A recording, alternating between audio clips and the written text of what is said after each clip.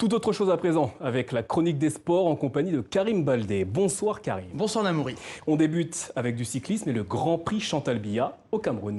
La principale épreuve cycliste du Cameroun a démarré hier, mais non sans mal, avec un jour de retard par rapport au calendrier prévu et deux équipes, celles de la Côte d'Ivoire et du Burkina Faso, qui n'ont pas pu prendre part à l'épreuve, faute d'avion. 35 coureurs seulement étaient au départ de l'épreuve et aujourd'hui, c'était la deuxième étape, 150 km au programme pour relier Yaoundé à Ebolowa, c'est dans le sud du pays. Et une conclusion au sprint, vous le voyez, avec la victoire d'un Slovaque, Marek Kaneki. Le coureur de l'équipe Dukla Banska devance Didier Munyaneza du Rwanda et Asdine Lagab. L'Algérien a souffert, mais il garde la tête du classement général. 4 coureurs le suivent à 8 secondes du leader. Du foot à présent, à l'aube d'une nouvelle ère pour Lyon, le Burkinabé Bertrand Traoré espère en profiter.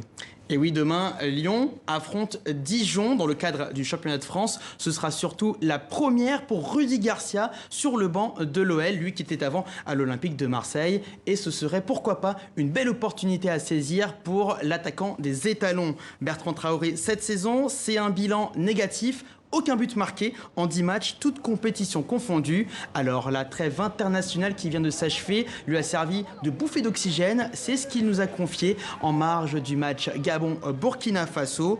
On lui a également demandé ce qui clochait, non seulement pour lui, mais aussi à Lyon. Écoutez-le au micro de Louis Decroix. On n'est pas bien en ce moment, il faut savoir se poser les bonnes questions et voilà, se mettre au travail, je pense se mettre tous au même niveau de motivation pour pouvoir renverser la tendance. Ça ne se passe pas bien, on n'a pas pris beaucoup de points en championnat, on est encore en lice pour la Ligue des Champions. Il va falloir rester ensemble, rester soudés, continuer à travailler et je sais qu'on va s'en sortir et il y aura de jours meilleurs. On termine avec la Coupe du Monde de rugby, J-2 avant le quart de finale qui opposera le Japon à l'Afrique du Sud.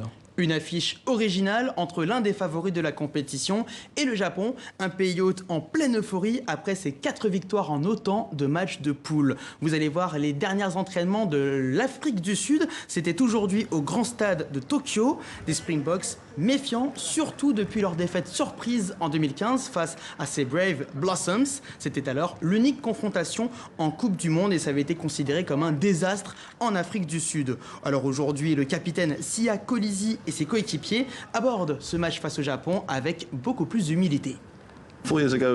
Il y a 4 ans, la situation était complètement différente. Une autre Afrique du Sud, une autre Coupe du Monde, un autre lieu. Il s'est passé beaucoup de choses entre-temps. Les gars qui faisaient partie de l'équipe en 2015 ont certainement appris de leurs erreurs. Et nous espérons pouvoir nous améliorer là-dessus dans ce match éliminatoire. Nous devrons donc être à la hauteur car ils se sont vraiment améliorés en tant qu'équipe. Ils forment une bien meilleure équipe maintenant qu'il y a 4 ans. Alors oui, je suis impatient de relever le défi. Et pour l'anecdote, beaucoup de Sud-Africains évolueront en terre connue. 11 des 31 joueurs ont joué ou jouent actuellement dans le championnat japonais. De quoi avoir quelques petites infos avant le choc de dimanche matin. Voilà pour l'actualité sportive. À demain Karim. À demain.